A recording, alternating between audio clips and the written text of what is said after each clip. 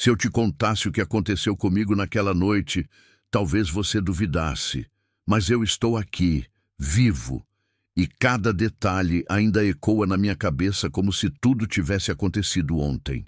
Eu sei que existe um mundo espiritual. Eu vi, eu senti, e posso afirmar.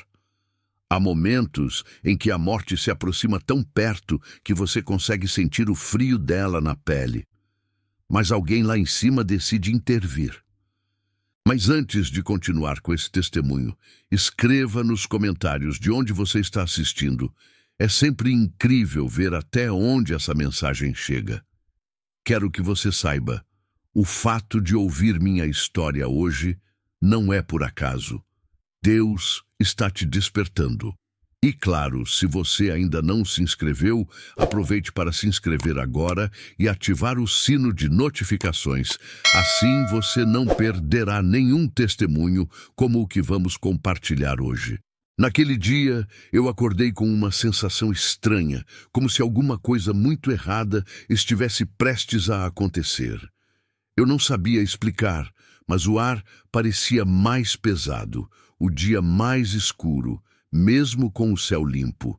Acordei antes do despertador, por volta das 4 da manhã, com o coração acelerado e aquela impressão sufocante de que tinha alguém me observando. Levantei, fui até a janela e fiquei parado ali, encarando a rua vazia. Nenhuma alma viva, nenhum barulho. Mas dentro de mim, uma inquietação absurda. Algo me dizia para não sair de casa naquele dia. Eu tentei ignorar. Afinal, quem é que cancela compromisso só por causa de um pressentimento? E foi aí que a primeira coisa estranha aconteceu. Meu celular, que estava carregando, ligou sozinho. A tela acendeu e apareceu uma mensagem que eu não esperava ver. Uma frase simples, sem identificação de número, sem contato salvo. Não vá. Eu congelei. Apaguei a mensagem, achando que poderia ser algum engano, talvez alguém brincando comigo. Mas ao apagar, percebi que não havia registro dela, nenhuma notificação, nada. Como se eu tivesse imaginado. A partir dali, eu sabia que aquele não seria um dia comum. E o que aconteceu depois? Ninguém me contou. Eu vivi. Naquela manhã, eu tinha uma viagem marcada. Ia pegar um ônibus para visitar minha irmã, que morava em outra cidade. Era um compromisso antigo, combinado há semanas. A passagem já estava comprada, o embarque seria às 7 horas em ponto. Mesmo com a sensação ruim que me acompanhava desde a madrugada, eu tentei seguir a rotina. Tomei banho, tomei café, mas parecia que o ar estava mais pesado dentro de casa. Tudo me incomodava.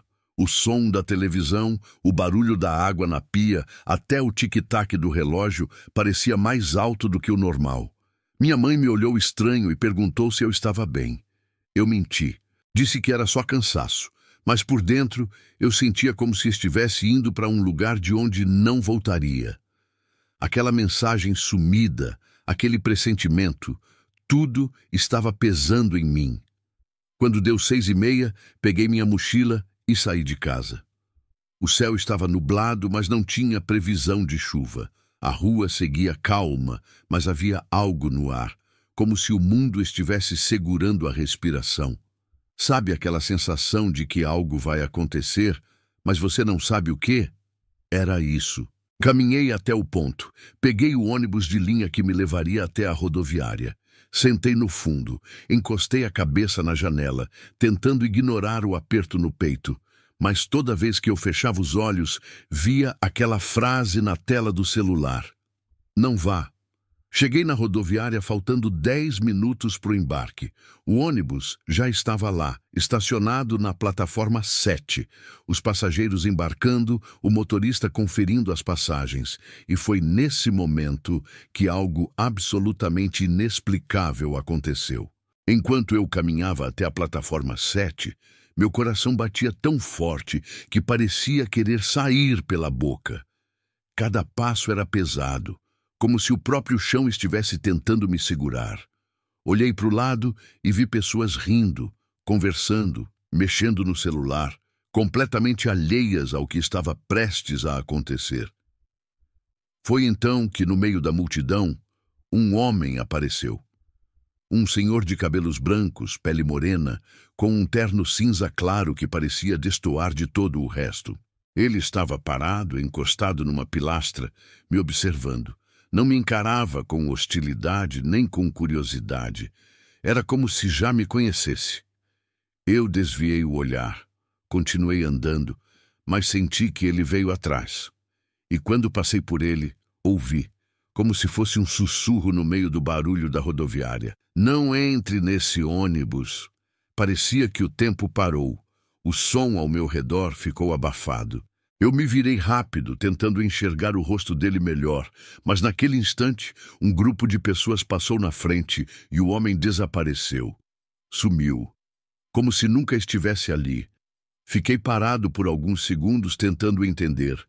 Minhas mãos suavam, minhas pernas tremiam. A razão me dizia que era coincidência, que talvez fosse alguém falando com outra pessoa, mas meu coração sabia que não era. Aquela voz, aquele olhar, aquele aviso, era para mim.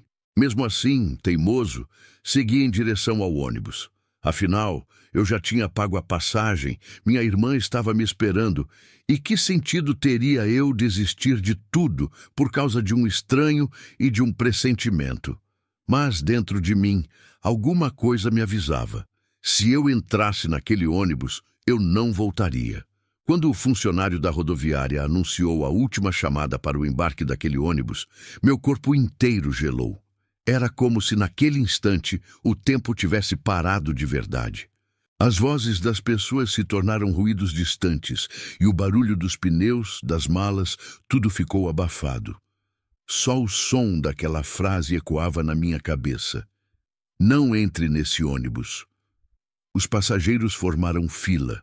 Um a um, apresentavam as passagens e subiam.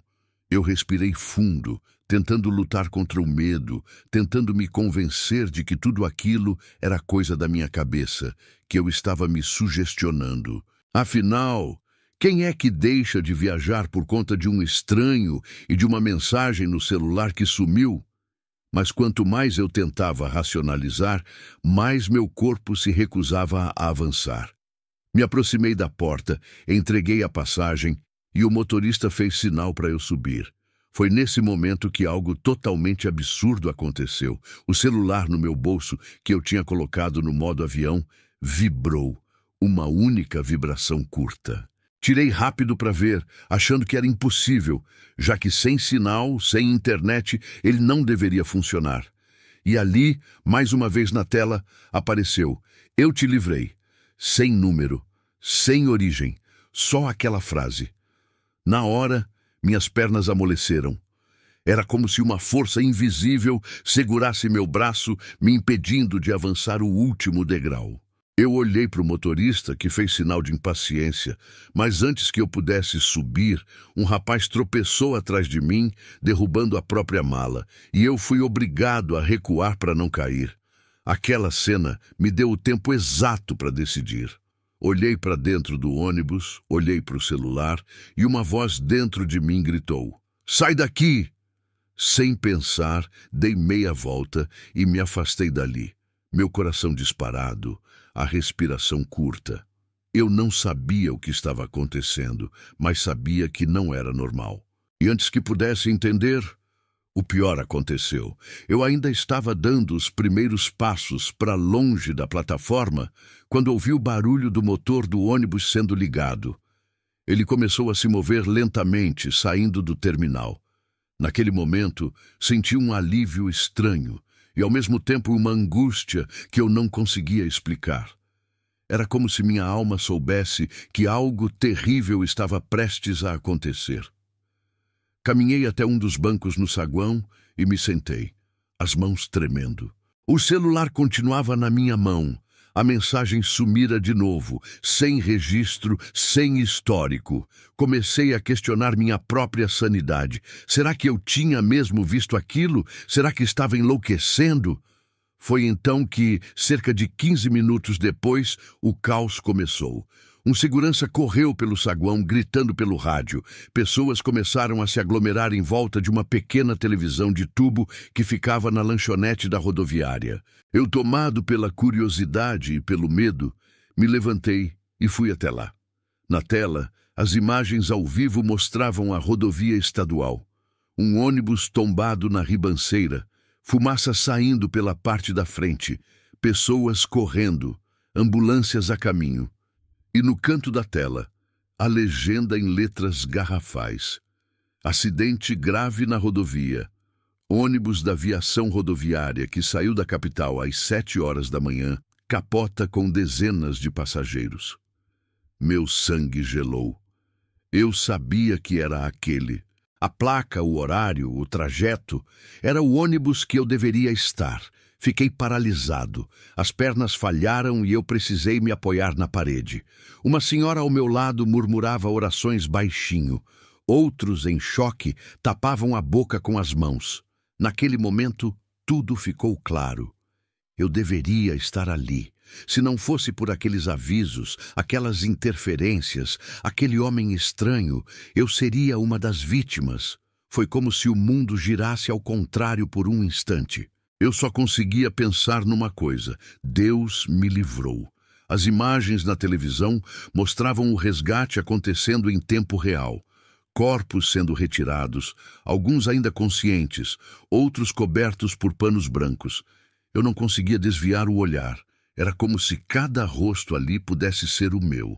Cada mala jogada no mato, cada objeto espalhado pelo asfalto. Tudo me lembrava que, por muito pouco, eu não estava ali. As pessoas ao redor comentavam, algumas choravam. Eu escutava os relatos. Diziam que o motorista tinha perdido o controle numa curva perigosa, que chovia forte no trecho, e que o ônibus despencou numa ribanceira de mais de 20 metros. Uma senhora falava que conhecia gente naquele ônibus. Meu corpo tremia inteiro. Peguei o celular e liguei para minha irmã. Quando ela atendeu, já nervosa porque eu estava atrasado e não tinha dado notícias, eu só consegui dizer: "Eu tô bem. Deus me livrou." Minha voz saiu fraca, embargada. Do outro lado da linha, ela começou a chorar. Disse que tinha sentido no coração algo ruim desde cedo, que tinha orado antes de sair para trabalhar. Naquele instante, eu soube que não era só um aviso, era um livramento preparado antes mesmo de eu acordar. Desliguei a ligação e fiquei ali, parado, tentando respirar.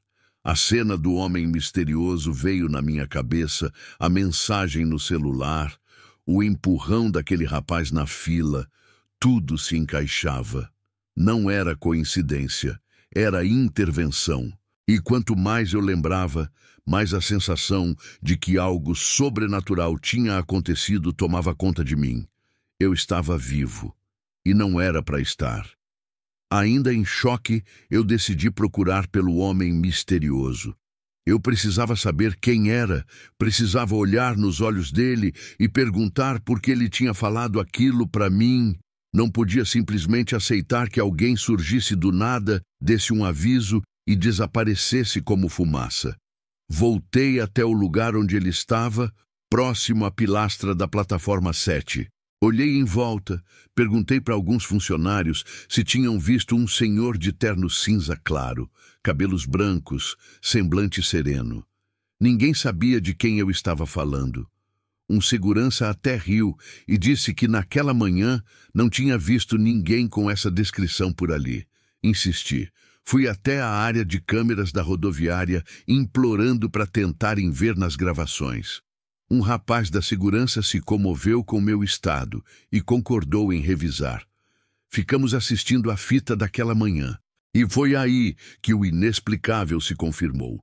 No vídeo, dava para ver eu chegando, caminhando até a plataforma. Mostrava o embarque das pessoas, o rapaz tropeçando, eu recuando, mas não havia nenhum homem de terno cinza. Nenhum. Voltei e assisti mais uma vez. E de novo, nada. Era como se ele nunca tivesse existido. Eu me arrepiei inteiro. A ficha caiu de vez. Aquilo não era um homem comum, não era um passageiro, nem alguém da rodoviária. Aquilo foi uma intervenção direta de Deus. um anjo, um enviado só para mim. A certeza veio tão forte que eu me ajoelhei ali mesmo, no canto da sala de segurança, e comecei a agradecer. Não importava mais o que os outros iam pensar. Não importava se iam achar que eu estava louco. Eu sabia, eu tinha sido livrado, por mãos invisíveis. Naquela noite, depois de tudo que tinha acontecido, eu mal consegui dormir. Deitei na cama, mas toda vez que fechava os olhos, via as imagens do acidente, a fumaça, os gritos e o rosto daquele homem que eu nunca mais encontrei. O peso do que tinha acontecido me apertava o peito. Eu me perguntava por quê. Por que Deus me livrou? Por que eu? Por volta das 3 horas da madrugada, depois de muito tentar pegar no sono, finalmente apaguei. E foi então que tive um sonho, mas não era um sonho qualquer. Era tão real, tão nítido, que até hoje, quando lembro, sinto como se estivesse lá de novo. No sonho, eu estava de pé, na beira daquela rodovia. A estrada vazia, a neblina cobrindo tudo, e à minha frente, o mesmo homem de terno cinza. Só que dessa vez ele sorria, um sorriso calmo, cheio de paz. Ele não falava, mas eu entendia cada palavra no meu coração. Sem mover os lábios, ele disse: há caminhos que parecem bons aos olhos humanos, mas levam à morte. Eu fui enviado para te tirar de lá. O Senhor ainda tem planos para a tua vida. Eu caí de joelhos no chão naquele sonho, chorando, e ele colocou a mão sobre minha cabeça. Naquele toque, senti uma paz que nunca experimentei acordado, como se todas as dúvidas, medos e culpas tivessem sido arrancados do meu peito. Quando acordei, ainda era madrugada. As lágrimas escorriam no meu rosto e pela primeira vez em muito tempo eu entendi que nada acontece por acaso. Que há batalhas invisíveis acontecendo o tempo todo e que mesmo sem a gente ver, Deus move céus e terra para nos livrar. Depois daquele sonho, minha vida nunca mais foi a mesma. Acordei de madrugada com uma certeza dentro de mim que não tinha explicação humana. Era como se o próprio céu tivesse gritado dentro do meu peito que eu não estava sozinho. Que desde o começo daquela manhã, antes mesmo de eu abrir os olhos, Deus já havia preparado o livramento. Nos dias seguintes, a notícia do acidente tomou conta dos jornais. A cada nova informação, meu coração se apertava. As listas de vítimas, as entrevistas com os sobreviventes.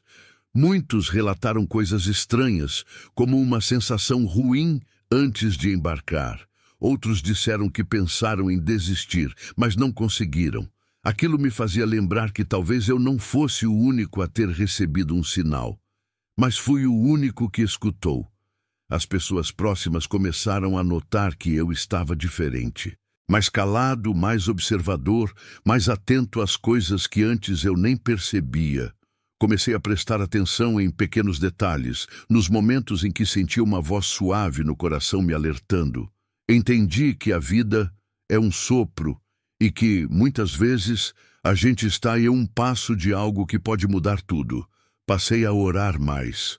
Não aquelas orações automáticas antes de dormir, mas conversas reais com Deus, como quem fala com um amigo que andou do meu lado no pior momento. Eu sabia que Ele tinha me dado mais uma chance e que essa chance não era à toa. Naquele acidente, vidas foram perdidas, famílias choraram. Mas eu fui poupado, não porque eu merecia mais, não porque eu era melhor, mas porque havia um propósito que ainda não tinha se cumprido. E essa certeza começou a mudar cada escolha, cada passo, cada palavra que eu dizia. Eu carregava dentro de mim a marca daquele livramento. Uma lembrança silenciosa de que o sobrenatural é real, de que o impossível acontece, de que Deus ainda envia anjos para falar com a gente, mesmo que a gente não perceba. Meses se passaram desde aquele dia, mas a lembrança continua viva, como se tivesse acontecido ontem. E quanto mais o tempo passava, mais eu entendia o tamanho do livramento que recebi. Certa manhã, enquanto caminhava pela rua, uma jovem me abordou. Ela disse que me reconhecia da rodoviária naquele dia. Confesso que no começo nem lembrava dela, até que ela contou. Eu vi quando o senhor hesitou na fila. Eu estava no ônibus de trás. E naquela manhã, quando o senhor voltou e não embarcou, eu senti algo estranho. Desci da fila e liguei para minha mãe. Decidi adiar a viagem. E depois, aconteceu tudo aquilo. Na hora, minha garganta travou. Eu entendi que o livramento não tinha sido só para mim. Que sem saber, meu ato de recuar, meu medo, meu recuo no último segundo, também salvou alguém.